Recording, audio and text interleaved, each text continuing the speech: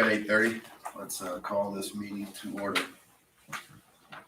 First item is the adoption of the agenda. Move to approve as printed. Second. Motion is second, all in favor? Aye. Opposed? Next is the minutes from the May 13th meeting. Any additions or revisions? Move to approve as printed. Second. Motion is second, all in favor? Aye. Opposed? Leon, how are you today? Good. Good. Thanks for joining us. Got anything for us today? Thank you. Thanks for coming. Let's just dive right into reports. Calling Hanson Grant. So Cody, how are you? Pretty good, April. Go ahead.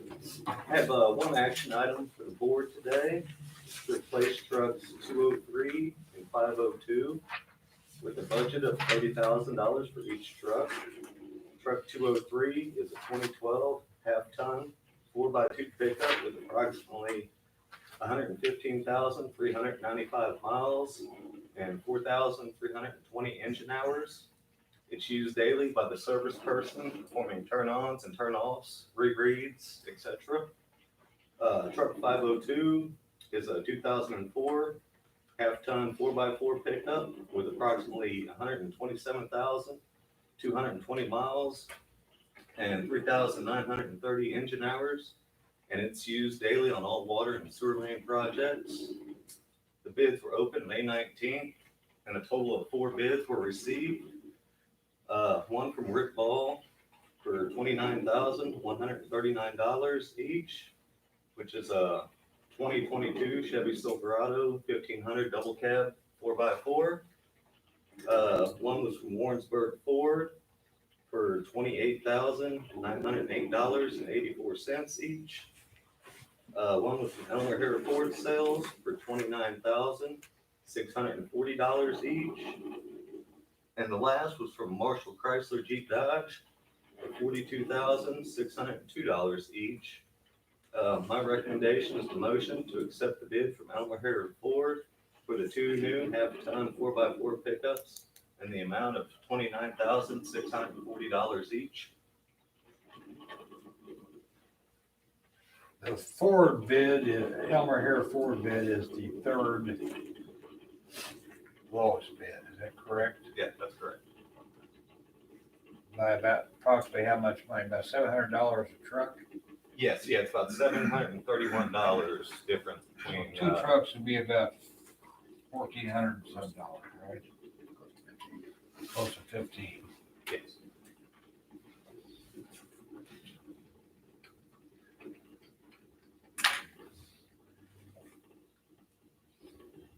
I mean, I think we've got a responsibility to keep our expenses as low as possible, but at the same time,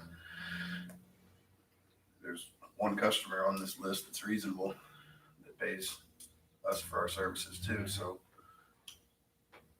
I like shop local personally. Yeah.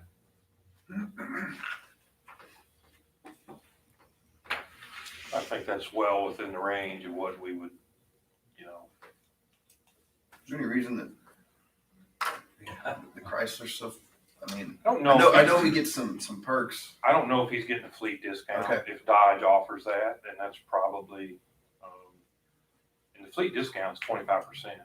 Yeah. Right, and that's why utilities typically can buy trucks, quite a bit lower than what you could do as an individual. And that would be my guess, Wick, is that they're not getting a fleet discount. So, and it appears the others are. Well, I'm sure that Elmer Harris Ford pays $1,500 in utilities every year.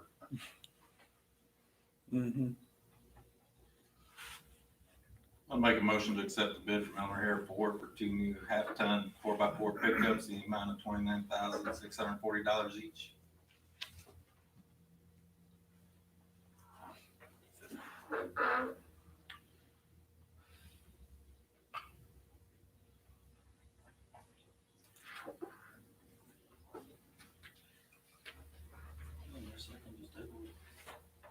Do we need further discussion? That's a concern. Well, I have feelings both ways, to tell you the truth.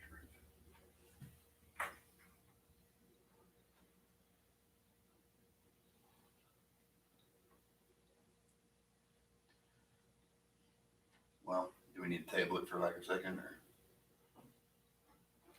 What do you recommend?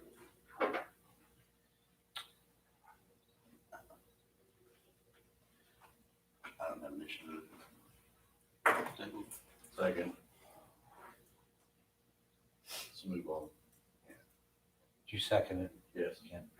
A motion and a second to accept the bid from Elmer Ford for 2 new half-ton 4x4 pickups in the amount of $29,640 each. All in favor? Aye. Any opposed? Just have a few other miscellaneous things to add. We're still working with McClure Engineering to update the emergency operations plan to complete the risk and resilience assessment.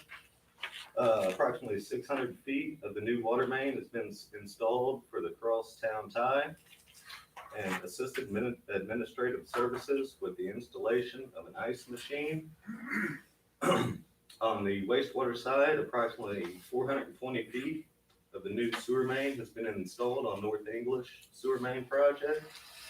Assisted the wastewater treatment plant with the hoist truck, and I'm just continuing to work on annual department reports. That's all I have. I'd be happy to answer any questions if you guys have them. How much more do you need to go for the crosstown tie? I was thinking that was like 1,000 feet, 1,200, something like that. Total for the project. So that'll have that wrapped up this year, Yeah. Yeah, I think they're about half done, somewhere in there. It's going pretty good.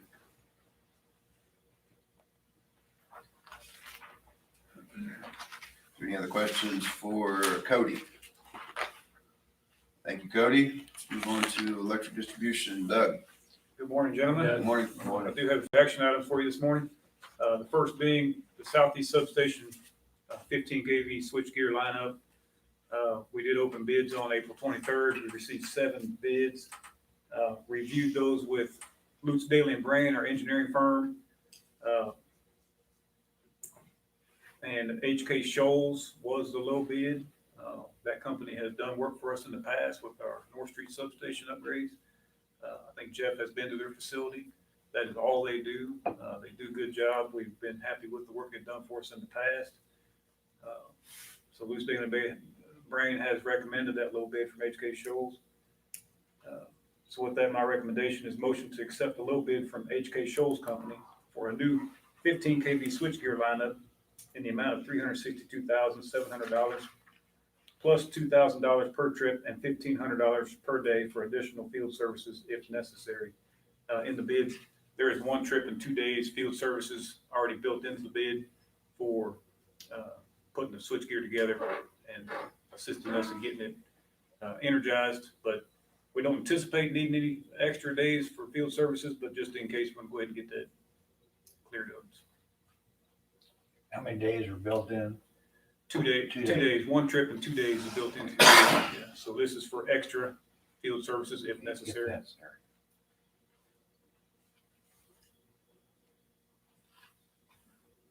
I make a motion to accept the low bid from HK Shoals Company for a new 15 kV switchgear lineup in the amount of $362,700 plus $2,000 per trip and $1,500 per day for additional field services if necessary. Second. Motion and second to accept the low bid from HK Schultz Company for a new 15 kV switchgear lineup in the amount of $362,700 plus $2,000 per trip and $1,500 per day for additional field services if necessary. All in favor? Aye. Thank you, gentlemen. A little bit more on that project. We're starting to move along on it pretty good. We do have 1 more bid opening for a circuit switcher. That's the switch that energizes the transformer. We've got that bid opening June 18th. The general construction bid for foundations is becoming soon. So that project is starting to take some traction. Is that built into your 1.5 budget? It is. It's all rolled It in the is. same. Okay. Yeah. The next item is replace flatbed truck 302. We did open bids and award a bid for a new flatbed or for truck cabin chassis. This is for the flatbed truck body for that truck. We did open bids on June 1st. We did receive a total of 3 bids. The one bid from Marshall Welding, that's my recommendation, is a motion to accept the bid from Marshall Welding for a Parkhurst flatbed truck body in the amount of $10,094. Marshall Welding is a customer. They pay electric bill, water bill every month. There's about $300 difference right there. The 2 trucks that we do have currently have beds built by Marshall Welding. We were happy with their work, and don't anticipate any issues there. So that's my recommendation.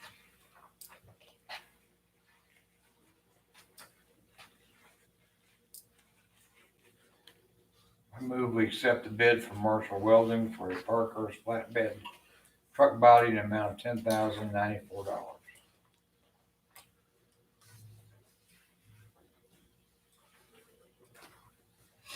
Second. Been a motion and a second to accept the bid from Marshall Welding for a Parkhurst flatbed truck body in the amount of $10,094. All in favor? Aye. Aye. Opposed? Thank you. Thank you, gentlemen. Last action item is replace the personnel lift. This is a budgeted item, budgeted $25,000 for this lift. It is it's a single lift used by our electricians.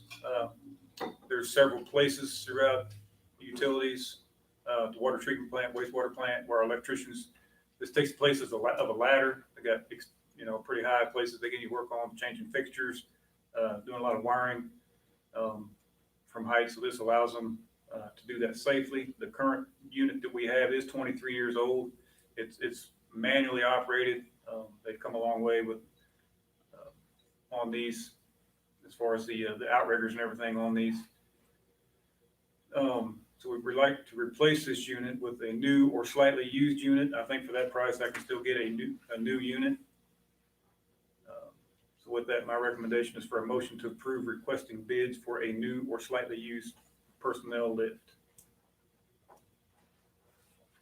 This one just a single man bucket. It is just a single man lift, goes straight up, straight down, doesn't travel in the air or anything. So, How high will that go? I don't know off the top of my head, Spencer. I think it's 30 feet probably. I make a motion to approve requesting bids for a new or slightly used personnel lift. Second. Been a motion and a second to approve requesting bids for a new or slightly used personnel lift. All in favor? Aye. Aye. You opposed? Doug? Thank you, gentlemen. Just a few updates there. Electrician truck 306 has been delivered. Crew put trucks, tools on it now. They are using it. It did work out pretty good. The direct buried primary at Lakeview Mobile Home Park, the crew, they did a bore yesterday, probably about 300 feet. So we are moving along on that finally. All the storm restoration for the Sunday storm on May 9th, all the damage has been repaired. The feeder coming out of North Street sub, we replaced that underground feeder. Everything's been put back in service and back to normal on that. One thing I want to mention on our new forklift, I guess Toyota has had a clerical error that allowed their EPA emissions certification to lapse on their gas engines and their LP gas engines. That happened sometime in January. They continued production for several months, anticipating that certification to get back. They have not got it, and they don't anticipate getting it back anytime soon. So they have suspended all manufacturing of gas and LP gas forklifts.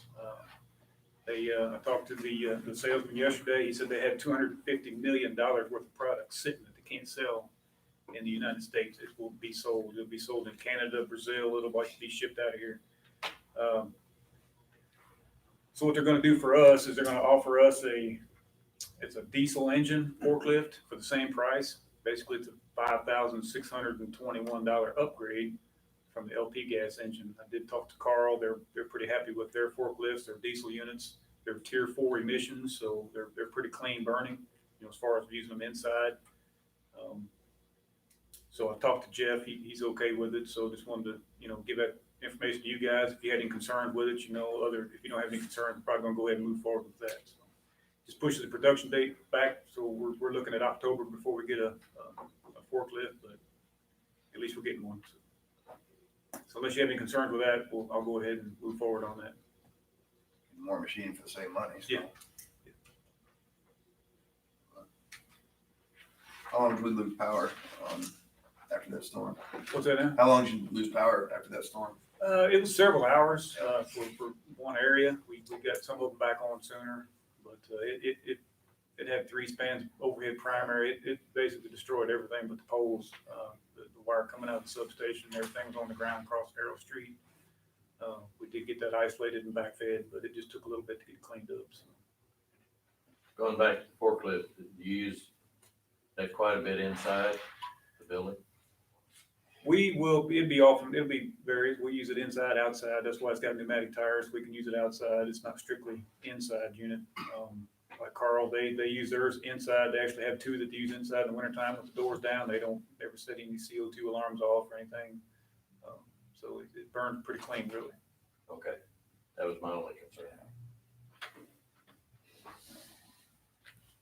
Other than that, that's all I have, unless you have any questions for me. Any other questions for Doug? Thank you, Doug. Moving on, electric production, Carl. Morning, gentlemen.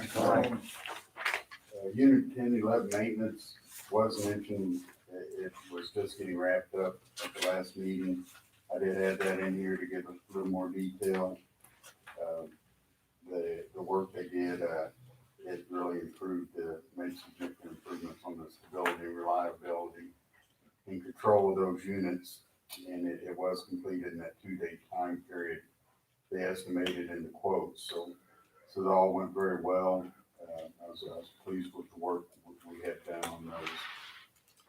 Our biannual testing coming up, that is where we run all the units at full load 2 hours, and the best of those 2 hours is what our capacity payment is figured on for the next 2 years. So we're kind of in anticipation for that, looking at everything, getting things ready. One of the things is with the gas turbine is the RO unit and the treated water for that. We're kind of going over and assessing that bill for unit 6. Other than that, just miscellaneous things we've been doing there. I think we have received one quote on some fencing. I don't know if as it's been mentioned before, that it seems like there's a lot of trouble getting components for anything you go to buy. So, but other than that, the piping project up at Moncton, I think, is going well. It's just a lot of welding there. It's going to take a little longer than maybe what we anticipated, but it's moving along well. And with that, we did give a tour to the 3rd graders over at the Recycle Center. And quite a few of them over there, it's probably between 50 and 60 youth over there, and they had a lot of questions about the recycling material. And so that was a good tour. I'll be glad to answer any questions if you have any. How's the recycle center going since we stopped taking Conagra stuff? It's going well. I think we had 115 tons in the month of May, which is probably about a third, maybe a little less than a third, right at a third of what we normally did. That's what we were at before. But it's going well. It's still, We still got a lot of buckets. there are, there's several hundreds over there. I'd say if you want any, they'll probably disappear eventually. You might want to come and grab a few if you need. But those do have value to them, but when you ship them, it eats it up. So I'm giving them away. It's just kind of a part. So you're welcome to them if you need any. I was gonna believe there was that many in there when Jeff showed it to me. I'm like, whoa. There's a lot. There were a lot. You can tell what was in them, because they kind of have a smell to them still, whatever the product. And there's some that had garlic, yeah, if it had garlic powder in it, you don't want to take it in your house, probably. Do they work well for sitting there while you're picking stuff out of the garden? Absolutely, they would. I'd get the round ones, there are some square ones, I but want they're, square ones. You need two, one for each cheek. Yeah, each side. Do you anticipate Aaron's being finished before that fencing might be a go? I know it's kind of looking into the future, but I wondered if we had any plans in case they're in and out of there and we don't have any fence yet. I'll have to look at the lead time on that. Well, you know how hard it is to get things like you said. Right. Worst case scenario, we may have to stretch a construction barrier across there or something, or just see if Aaron's will leave what they've got in place and until we get that. Okay. But they've still got some work to do, so Yeah. they'll be there a while yet. We can bring that up at our next progress meeting. Okay. We just kind of make sure, that's kind of what Carl was saying, they've been pretty easy to work with. And I think if we needed to have them leave that fence for a little bit of time to make things work on our end, we'll ask them that, but like I mentioned, they've been really good to work with.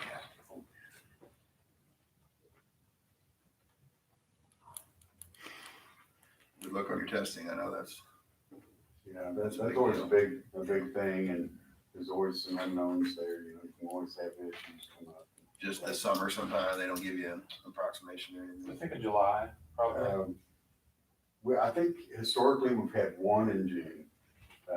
Most of them's been in July or August, and it's typically the hottest day of the year. The peak for the pool, we have actually had days where Marshall's peak was maybe a day before or a day after the actual pool peak, but pretty much the hottest time is when they want to do it. You're gonna have a hard time beating the last test. Hopefully we can equal that. Keep up with it. Keep equal it, because they had a really good test last time that meant some real dollars back here on capacity credits, so. But yeah, that'll be a big event. Hopefully we can do good and keep those dollars coming in for those units. Absolutely. And then back to the fence, we hopefully get a couple more quotes here, and I'll keep up with the lead time on that, and let you know where we're at on that as well. Any more questions, Carl? Thanks, Carl. Thanks. Travis. Morning. Morning, sir. Morning. A few updates, the well treatment maintenance project, they haven't been back yet this week. We only have well 8 left to complete. They do have part of the pump back in and part of the casing, or part of the drop pipe on it. You should have it done in one day, as long as everything works good for them. The surface wash line replacement project, we're down to 1 filter left. And I think they're up there actually today welding pipes up for it and everything, so. That project should be finished up soon too, so. And then, which is not in your packet, but we have the door replacement project. We have bid opening this afternoon, so hopefully we'll have a little more interest this time. And we'll kind of go from there. I'd be happy to answer any questions if you have any.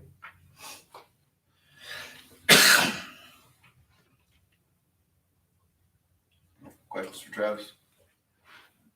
Thank you, Travis. Jim? Morning. Morning, Jim. As mentioned in the packet there, we did have that second plow demo, plowed 3,000 feet one day and 1,200 another day. So worked about as well as the other one. Both of them worked pretty well.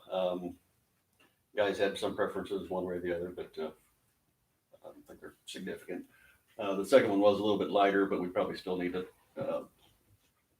purchase a trailer and probably need to purchase a used semi day cab type to pull around. So we're looking at probably $220,000 total if we do all that. The grant Conduit contractor bids were open yesterday or Tuesday.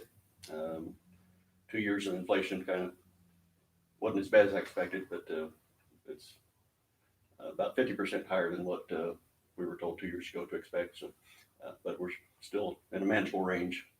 We'll be evaluating, talking to some bidders, and come up with a recommendation at the future board meeting. Jeff's got some feelers out to USDA to see what our next steps are. So go from there. Cameras, we got Marshall Electric got the boxes to us. Our electricians will be hanging them. Probably the next week we'll have a few cameras up and running, hopefully. The electricians have been using that old bucket truck for a long time. Finally got their new truck in, and we're gonna stick it back in the old bucket truck for a while. But yeah, hopefully next week or so we'll start having cameras up. We've got a little bit of splicing to do that, but about half the cameras are ready to go with splicing. So that's about all I've got. Unless you got questions. Coordination with the city project. You had talked about maybe thinking about getting out of the router business at one time. Yep. You thought any?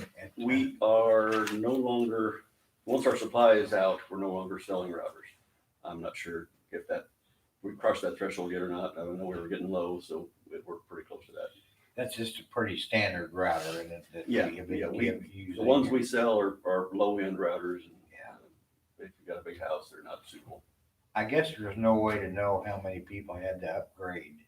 No, not really. Not really any way. I know we had to put in. Yeah.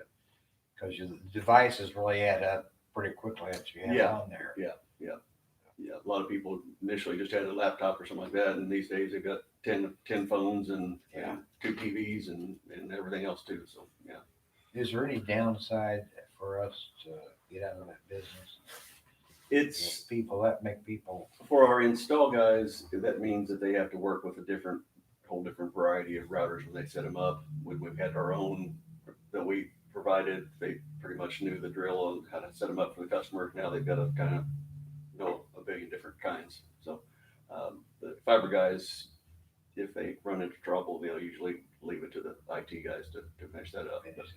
But, for the most part, I haven't heard too many customer complaints about us not providing. And I'm not sure, so we haven't crossed that threshold yet. So I think we're probably still selling them, but we're down to the last dozen or so. As soon as we get rid of those, we'll be. Yeah. Be done. Yeah. Thank you. Were you able to follow up Doug's guys at Lakeview? We are, yeah, they're pulling in, when they're boring, they pull in a conduit for us also, and then we'll go back and set pedestals. We've set the pedestals on the first board that we did before all the rain, and we'll be following up with. So yeah, we're working on Lakeview as they're going. So. Any other questions for Jim? Thanks, Jim. Nolan. Morning. Morning. On the renovation project, had some updates there. Jim, I know Burns McDonald had some questions on some stated how our setup was. Jim put a diagram together for him. The pictures there, we had a Teams meeting last week to discuss that. So that top picture was kind of the original design setup, what they were thinking they wanted. So you have your center bridge and then your 4 short bridges with your mixers hanging off of those. The bottom one isn't real in depth there, but that would show your center bridge with short bridges coming off of it for your mixers to be there. The reasoning, Burns and McDonald said that would prevent having to run new conduit, do a bunch of boring through the concrete, things like that. And their other concern was on the outside edge of that aeration basin, it's just a 6-inch walkway. They were concerned about, moving equipment, whether that concrete was suitable for that and things like that. Those mixers, they said, weigh around 400 to 500 pounds, on a cart with extra weight with guys walking it. It was just an easier fix this way, I guess. And we'll have easier access from those bridges. There's actually a service cart that runs on that bridge. So if we ever have to pull one of those mixers, we move it to that center aisle, roll it right out to where we have access to the road too. Just kind of wanted to show you guys that we've been talking about this project for a while, and I don't know that you guys haven't seen any drawings at all really. But we do have a progress meeting with them next Tuesday. Jeff and I kind of go over where they're at with getting pricing and stuff for that equipment. On the headworks pump, dry flow number 2 that we put back in service on the 21st failed May 19th. with an over voltage alarm. Yeah, so they took it back to the shop and tore it apart. There was a major failure, but we're still kind of waiting on that report and talking to the guys. But they did actually tell me the pump we had sent off when that one came back should be here next week and be ready to be installed. The week of May 17th to the 24th, we had 4.1 inches of rain over those 6 days. We actually treated 48.5 million gallons in that time frame. It's almost a 7 million daily average, which is 2.5 times what we typically have in dry weather. We did open the spreader truck bids yesterday. We got 3 of them. Kind of reviewing that, trying to make sure we meet all the specs. We should have a recommendation for the next board meeting for you guys. That's about all I have, unless you guys have any questions.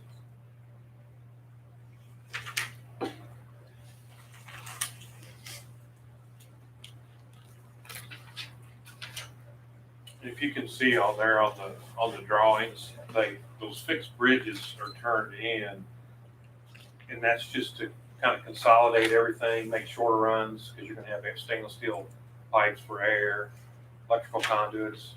If you put the motors, what those are on the top drawing, instead of the bridge rotating, it's gonna have the mixers are fixed.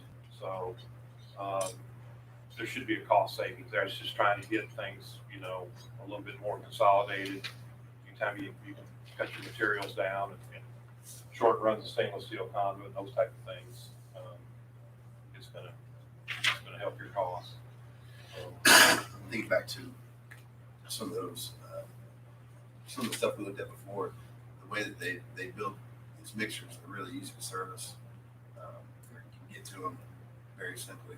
Yeah. So it should be a major improvement. Yeah, so each one of those are actually on a guide rail, kind of like a submersible pump would be. It has its own associated crane for that mixer. If something goes wrong, I think like in Kansas, they actually just had a quick disconnect. Unplug the service to it, use your hoist, raise it up, swing it over, put it on your little cart, roll it out if you needed to service anything on it. Then just drop it back in place, ready to roll. But yeah, their biggest, I think, the cost savings was not having to run all new conduit. Those basins are 170 foot diameter. So you start running new conduit and trying to bore through concrete and stuff. Everything can run on that center bridge and branch out where it needs to. Should be significant savings. It seems like a much better design. Yeah, so those orange lines aren't exactly to scale, but the mixers are going to end up being in the same spot as what they would be with the individual bridges still. On these mixers, is that something we're gonna have an extra one on the shelf, or is it critical if we drop down to 3, if one of them has a problem, is it gonna be fine? I'm not sure. We hadn't really thought that through, I think, at this point, but I would say, once we actually get final pricing and stuff and know, I guess, potential issues that we have with them, if it's something that, it's going to take 2 or 3 weeks, if we have to send it to a shop to get back, then that's something we should probably address as far as having a spare. But yeah, there's actually 8 of them, total. So Yeah, I didn't know. We have one go out with 3 of them, spin it enough to meet whatever requirements we need to meet on that or not. right, I'm sorry, I'm asking questions that are out there ways. right. Well, and I'm not 100% sure. I mean, I guess it's kind of similar to the situation we have now with one bridge not running. We have, we have been able to make it work, but I would say, I guess in my mind, it'd be more dependent upon price, for one of those units, and if there's something that can, sit on the shelf without needing anything. Yeah, without deteriorating. Spare parts are never a bad thing. It's not a matter of if, it's a matter of when. When you run a plant that size, at some point, something breaks. It's mechanical. But as Nolan had mentioned, on the basin we're using now, we've got one bridge completely out. I mean, the bearing's out, it's tipped over. And they've done some work to make the diffusers continue to work, but it's not rotating, so you're not getting in that basin what you would get with these agitators here. So, and he's still getting, the effluent that he needs on the outfall of the plant. So it's we're still meeting those. We just don't want to spend $100,000 plus to fix that if we're going to be replacing it in 6 months. I mean, so but obviously moving forward, if you got a piece of equipment that's you're planning on having around for another 25 or 30 years, we'll probably want to have some spare parts because it's, like I said, not a matter of if but when. I mean, things you run them enough, and you're going to have just like our pumps and our headworks and whatever. So, the diffusers are retrievable too, so you don't have to take the basin out of service and make any repairs. You shouldn't have to. It's designed to make repairs or replacements while it's still in operation. So, we're pretty happy with Burns McDonald so far. I think their team's been a lot of collaboration back and forth to try to get where we need to be, design wise and hopefully price wise as well. Very good. Any other questions for Nolan? Thanks, Nolan. Megan? Morning. Good morning. First off, I want to commend the folks at the water treatment plant. On May 18th, they reached 11 years without any reportable injuries. That's really remarkable, and appreciate all their efforts to stay safe. I am close to the end as far as writing up my recommendations on salaries and pay ranges. I'm probably going to be a little more aggressive in my recommendations on our on adjustments to our starting wages than I have been in the past. So give you a heads up on that. And we've got a few summer helps started. Working on bring one screen for one more. Other than that, I'd be happy to try to answer any questions.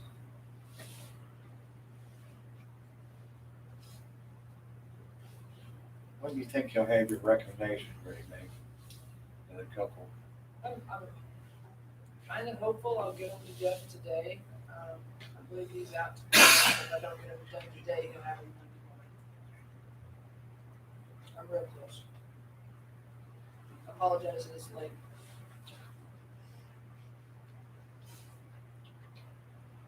Any other questions for me? Thank you. Morning, Tony. Morning. Morning. In the package, you'll have the April financials. Looks like, I'm not going to go through everything in detail, but overall for the month of April, we were at a net income of $166,000. For the year, we're at a $2.3 million loss. Obviously, with the power plant project, there's a big portion of that. In April, you'll see down there we didn't incur an power cost. We were looking at about a $2.6 million bill, and due to our units running, we ended up with a $110,000 credit. So that was applied into May. So you'll see that in the May financials, because I think our power bill in May was only $376,000. Water and wastewater both showed a slight loss, but really that's just due to timing. We had an additional payroll that hit in the month of April. That happens a couple times a year. On the cash side, our operating revenue, our cash is up $188,000 in April. Our reserves grew by $55,000, and sewer main fund grew by 13, which is pretty consistent month to month. If you guys have any questions in there about anything, I'd be more than happy to answer that. If you look over at the aeration basin and final clarifiers funding. Been working on that. We had I think back in November, when Burns McDonald first presented a project to us, that we were looking at about $11.6 million project. January, working with them, we got rid of one of the basins and got that price down to 9.1 million. And then I think it'll post to finish up phase 2, which is kind of getting our final solid pricing sometime around August, we're thinking. They did say they plan on having the project completed by December of 2022. So that means that we're looking at about $8.3 million hit next year in our fiscal year. Obviously, we would like to do internal loans to fund this, but right now we have $12.7 million in reserves, but some of that money is designated. 1.8 of it's to the city for the Hab Center demo. We have $2 million for round 2 grant, and then obviously we're gonna have to use, depending on what the North Street pump station comes at, about another $2 million. So we're needing to do some financing. So we've reached out to NPUA. Our initial conversation was that they would do a loan to us, but we're looking at around a 2 to 3% interest rate. So depending on the length of that, how long we want to go on the loan, well over $1 million in interest. And we're still looking at other ways of grants and funding. So hopefully we'll have something coming down the pike here soon. Obviously with that, we're looking at a rate increase. I'm thinking probably sometime around the beginning of the fiscal year is when we're going to need to get that going. But just kind of want to let you know we're looking at it. I'm hoping to do a minimum amount up front until we get the final kind of financing figured out as far as how much of it we can get in grants or how much we're going to have to loan. I think some of the, just from the initial conversation, some of the CARES Act funding out there we can't use to pay back loans. So it's like we're going to have to try to time on how much of it we want to loan, how much we want to use the reserves. So we're still going through a lot of that, but hopefully we'll have something soon. But I think the thing is we are definitely looking at a rate increase first of the fiscal year, and depending on how the financing works out, we could be looking at multiple increases. So, but we'll have more for you when we get there. The generation units, I know a couple meetings ago, we kind of talked that we obviously with our units performing the way they did, it's important that we protect those and service those. So I've kind of put together kind of this past year, the capacity credits we get every month for those units to maintain them. We've just kind of been throwing that back in the pool and just kind of spending it how we want. I think we need to designate that money specifically towards the units. And so you'll see down there, I kind of have a breakout of the allocation of the credits to each unit. And then the O&M operating and maintenance costs that we've been reimbursed. So what I'm going to do is, starting in June, we're going to start setting aside that amount each month. So originally what I'm going to do is we're going to move that. See if you see down there for Unit 6, there's 200,000.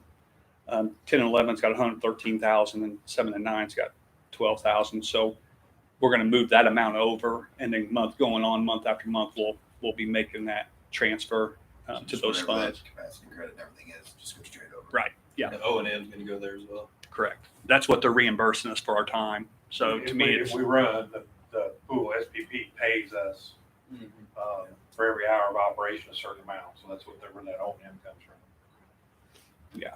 That's a good. Let's continue to keep our generation stuff in great shape. Right. I think it's important. I know Carl's got some projects, maintenance going on with them. So we would use this money to cover those maintenance on 10, 11, and 6. Started proving itself to be very important. Yeah. Yeah. So,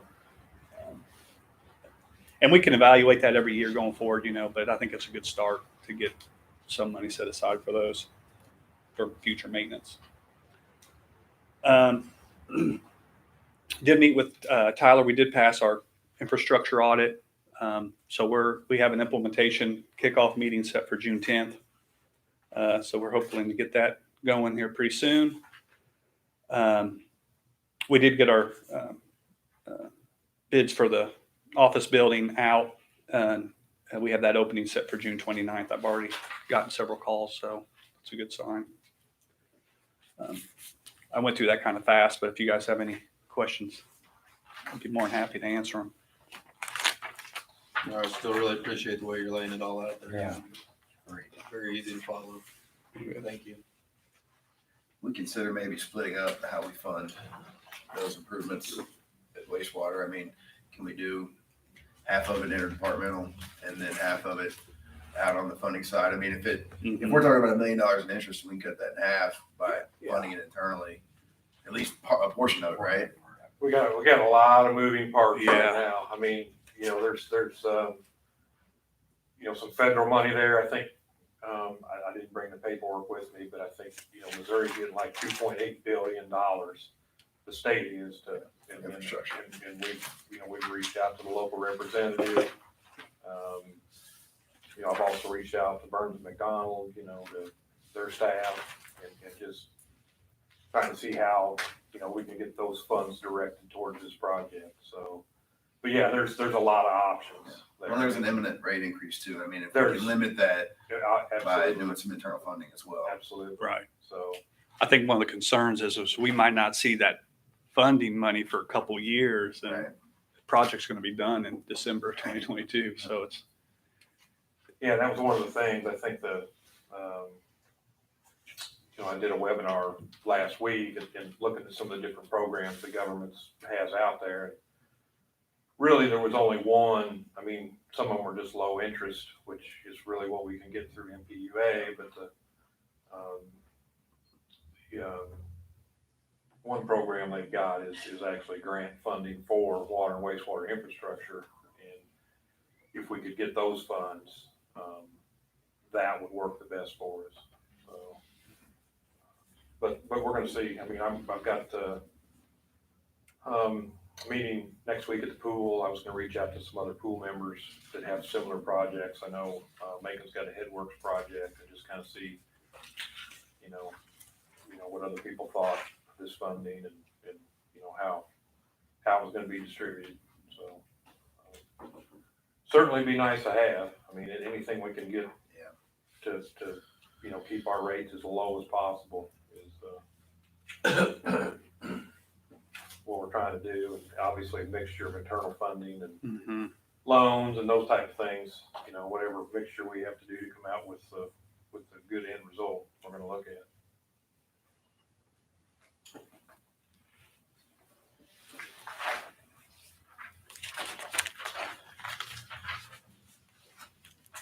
Any other questions for Tony? Thanks, Tony. Thanks, Tony. Jeff? Morning, gentlemen. Morning. I do have one action item this morning. Grant wasn't here, so I told him not to take this for him. He owes me when he gets back. So we did meet with Burns and McDonald again, kind of a joint meeting. Were selected as well to do the North Street pump station renovations. We've reviewed their design build agreement initial scope, and Grant's good with it, and I'm good with it. I think we've got it narrowed down to what we need, and we're going to recommend a motion to request the city council authorize the mayor to sign the preliminary design build agreement with Burns and McDonald for phase 1, exhibit A, scope of services for the lump sum amount of $99,400.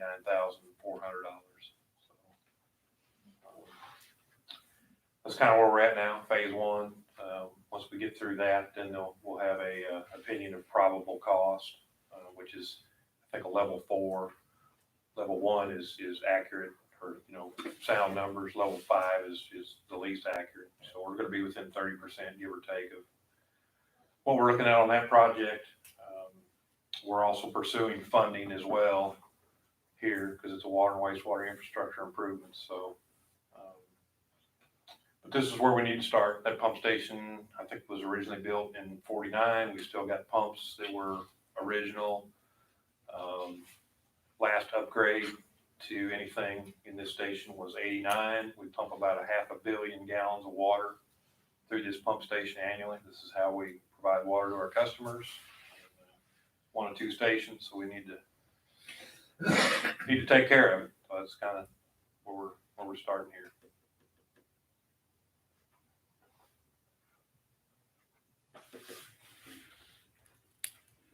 So I'd make a motion to request the city council to authorize the mayor to sign a preliminary design build agreement with Burns and McDonnell for phase 1. Exhibit A, scope of services for the lump sum amount of $99,400. Second. Been a motion and a second to request the city council authorize the mayor to sign the preliminary design build agreement with Burns and McDonnell for phase 1, exhibit A, scope of services for the lump sum amount of $99,400. All in favor? Aye. Any opposed? Thank you, gentlemen. This kind of hit on the wastewater treatment plant improvement. Again, I know Tony talked about it a little bit. No one talked about it. I came out of that meeting, one of my concerns is the increase in material costs. Burns McDonnell is going to kind of take a step back, and, they're kind of at that point right now where they're getting solid pricing. But they've seen that cost increase as well. They're hoping prices have peaked or near their peak, so they're going to kind of sit back and see where that goes. Hopefully it'll start to drop, and then we can maybe get some firm pricing after that point. So definitely some concerns. I mean, if you guys go to the store, everything's going up. We're just like everybody else. We're subject or affected by those cost increases as well. So, I've got my fingers crossed. We've done some design things with them to hopefully cut costs. So maybe any cost increases will have less of an impact. But that's definitely something we're keeping an eye on. We also discussed I&I, which, if you see that picture there, we came real close. I think if you heard Nolan's pumping statistics, I know Tony's done a rough estimate. We're spending in excess of $200,000 a year just to pump rainwater. That's not good. If we don't figure out where that's coming from and how to address it, we're going to continue to spend that money, and it may result in capital improvements at our treatment plant, just to be able to handle that inflow. So got some work going on with Burns McDonnell there. We're looking at putting those in next year's budget. We're not just gonna say, hey, all of a sudden, this has been a problem we've known for a while. I don't know that I've seen that FEQ that high. I don't know that Nolan has. I think with the CIPP we've been doing, our collection system's in great shape, and it's causing problems at the plant end of the treatment system. So looking at doing a flow study. I'm also trying to include that in any grant funding we could get. I don't know if that will qualify. That's not, an infrastructure improvement, but I'm throwing it out there. We'll see if it'll stick. We're trying to, include as many projects as we can. If we can get funding for a couple, we'll be in pretty good shape. But just want to let you guys know, with all the recent rain, our pumping costs are up. That's not good. And we're trying to find some resolutions for that, and working with Burns and McDonnell. They're kind of looking at some other things at our plant, the headworks, our pump curves, pumping our pumps, those type of things, the grit pump motors, grit paddle drive, places where we have. I think this last rain, Nolan and staff was actually at the plant, and it still overflowed and got down into the grit pump motors, but they were able to have the vacuum excavator truck down there to pull that water out before it flooded the motors. But it's, again, it's not a matter of if, but when we we have issues. And Burns McDonald's looking at some pumps that could sustain whatever happens down there, and then raising up the motors on the grit paddle drives. Some short-term fixes. We've talked about raising up those motors on the grip. I mean, is that something, can we get that done? They're working on that now. I don't know. You know, we've got a meeting again with them Tuesday. I can kind of bring those up. You know, Sorry, Jay. no, go ahead. Talking with them, back when we had that meeting on the 14th, one of the members of their team actually worked for Smith and Loveless, who is our grid manufacturer. Those pumps, you know, being a 20 horsepower pump, that span to go all the way upstairs is around, I want to say 36 or 37 feet. We couldn't actually shaft that motor that far, he said, but they are looking. Smith and Loveless doesn't make one, but they believe that they can find another pump that would be a submersible type. So even if they did go underwater, they'd still be sealed, they'd still run. You wouldn't have to worry about pulling them, having them rebuild baked every time. So that's what they're looking at. But then, yeah, the paddle drives, they think that they've got a solution for moving those, maybe not up to the second floor, but at least higher than our historic line, you know. So, I mean, I think talking with Amanda last week, she thought next week they might have a couple ideas for us. Oh, eventually it'll take care of itself when we get everything done, but for the short term, anything we can do to save. Yeah, I didn't happen overnight, so Yeah. we're gonna have to do some short-term fixes, and I think there's still some issues with the headworks, pump sizing, and things to be done there as well, that, you know, it's not gonna prevent the water from coming in. It may improve how we can handle it, but, you know, there's just a lot going on down there at this time, so. Hopefully we'll get dry for a little bit too. It's been pretty wet for a while. so. Yeah, but, just a lot going on there, so kind of wanted to kind of keep you guys in the loop as what we're looking at and where we're moving. I know, we've talked about I&I for a long time. Your dad talked about I&I. It's not going anywhere. I mean, we're gonna have to address it at some point. But hopefully there's, you know, if we get a flow study done, they're gonna correlate rain with inflow and, you know, it's gonna be a pretty in-depth study, a lot of information. Hopefully there's some low-hanging fruit that you know, we can, you know, fix some spots and buy some time there as well. So. Not a whole lot else. Like I mentioned, participated in a webinar doing, you know, looking at financing options available for recent legislation. Been looking at price increases, you know, as well for construction materials and equipment. We're really gonna have to pay close attention to that as we move forward. Staff's starting to work on next year's budget.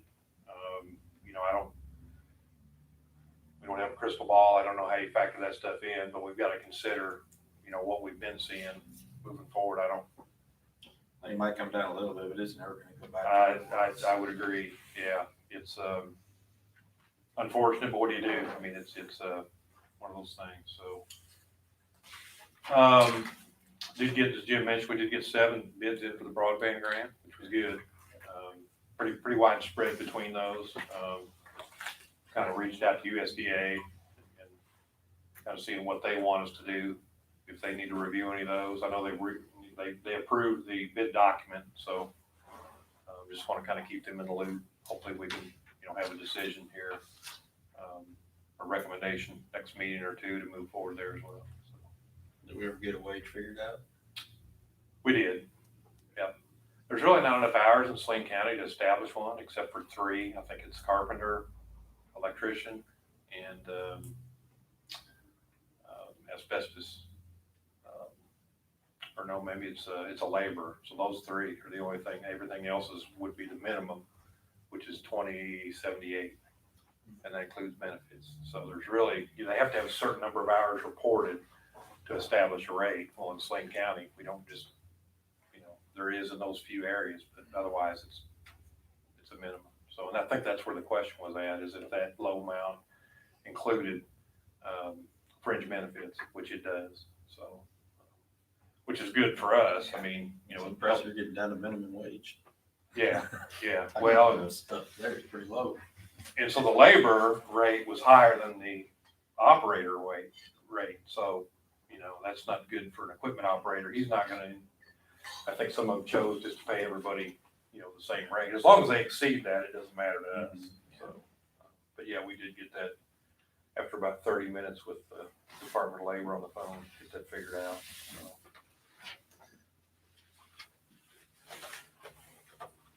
That's all I have, unless you guys have any questions. Any questions for Jeff? So let's move on to cash disbursements.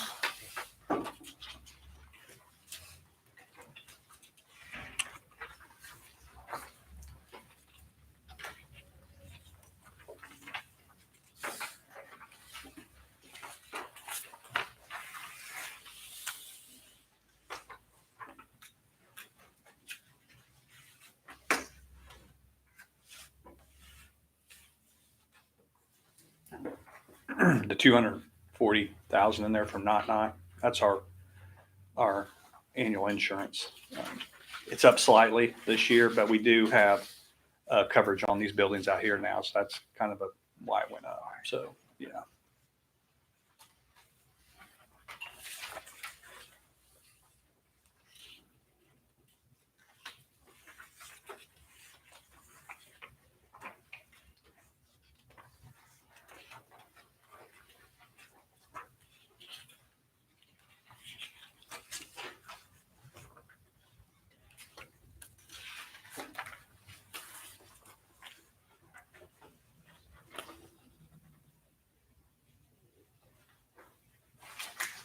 Make a motion to pay the bills.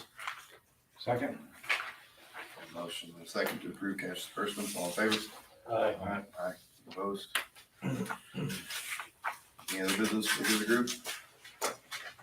Councilman, what's your time frame to start out at the Hav Center? Good question. I followed up on it. I didn't follow up. Kind of wanted to wait till school was out, didn't you? Of course, it's out now. But Yeah, so I was thinking they're starting here in June. I just didn't know if we were gonna start seeing a mobilization bill or anything. They've called locates in. They did? Okay. What'd you say, Jim? They have called locates in. Okay. We've got, I think, the contacted Grant, they've got temporary water or a backflow preventer and water for the, they'll need that during the abatement. So they've taken some initial steps that we've seen. Financially, I don't know when those, yeah. when I'm those guessing be. late June, July, probably we'll start seeing. Yeah, their billing's gonna be 30 days behind, So, Okay. behind whatever it is, so I imagine we won't see a first bill until the end of June. Thank you. Next board meeting is Thursday, June 17th. Clear your calendars. We won't be gone. I'll be back on the 17th, we won't be back there anymore. Wanna move it? Move to the 18th. I'll be down in Mexico, 10th through the 17th. Gotta get out of the neighborhood, man. I guess we can evaluate that if it's, And I'm actually gonna be out that week as well, so. Okay. I won't be in Mexico. I gotta get out of my neighborhood too, so. well, without you guys here, we probably get a lot done, so. Just keep That it. Unless something else changes, I guess. What about moving it Friday morning? I mean, I'd be fine with that if I'm fine with that, too. Yeah, but We'll do the 18th at 8:30. that work for the group. You guys do that? change that to the 18th then. Let's go for the 18th. All right.